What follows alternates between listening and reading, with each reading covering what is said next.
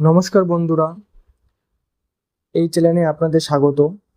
আজকে আমরা একটি টপিক নিয়ে আলোচনা করব, সেটি হচ্ছে অন্নপূর্ণা যোজনার যারা যারা বাতিল হয়ে গেছে তাদের পরবর্তী ধাপ ও পরবর্তী কী করতে হবে সেটার জন্য chief secretary of West Bengal কালকে 4ই জুলাই 3টার সময় অনেক আধিকারিক এসডিও বিডিওকে নিয়ে একটি বৈঠক করে, তারপরে একটি নোটিশ জারি করে। তো সেই নোটিশে কি কি বলা হয়েছে সেটা আপনাদের সামনে তুলে ধরবো। প্রথম পয়েন্টে বলা হয়েছে 1,62,00,000 মহিলা এই অন্নপূর্ণা যোজনার জন্য ফর্ম আবেদন করেন। তার মধ্যে 1,22,00,000 অ্যাপ্লিকেশন অ্যাপ্রুভ করা হয়, আর বাকি 27,83,000কে প্রফেশনাল রিজেক্টেড করা হয়। এর মানে হচ্ছে অস্থায়ী রিজেকশন, একদম রিজেক্ট করা হয়নি, অস্থায়ী রিজেক্ট করা হয়েছে। কি কারণে করা হয়েছে সেটাও বলা হয়েছে এই নোটিশের মাধ্যমে। প্রথমটি হচ্ছে ফ্যামিলি পে ইনকাম ট্যাক্স, তার মানে হচ্ছে তারা ইনকাম ট্যাক্স যদি দিয়ে থাকেন তাদের রিজেক্ট করা হয়েছে।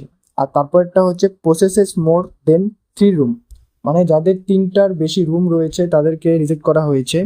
আরেকটা হচ্ছে প্রসেস জিএসটি, মানে যারা জিএসটি দেন তাদেরকেও রিজেক্ট করা হয়েছে। আর তারপরে একটি লেখা রয়েছে, সেটি হচ্ছে now all such professionally rejected cases need to be compulsory inquirement at the field level and recommendation on each and every case needed to be uploaded at the portal। মানে হচ্ছে আপনাদের যাদের রিজেক্ট করা হচ্ছে তাদের বাড়ি বাড়ি গিয়ে একটি ভেরিফিকেশন করা হবে এবং তারপর রিআপলোডেড করা হবে। এর পরের পয়েন্টে বলা হয়েছে যে এই যে বাড়ি বাড়ি গিয়ে আপলোডিং মতলব হচ্ছে ভেরিফাই করা হবে, সেটা 5ই জুলাই থেকে শুরু হবে।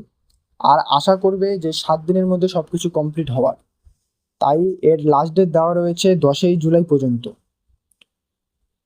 10ই জুলাই লাস্ট ডেট, 10ই জুলাই পরে আর হবে না।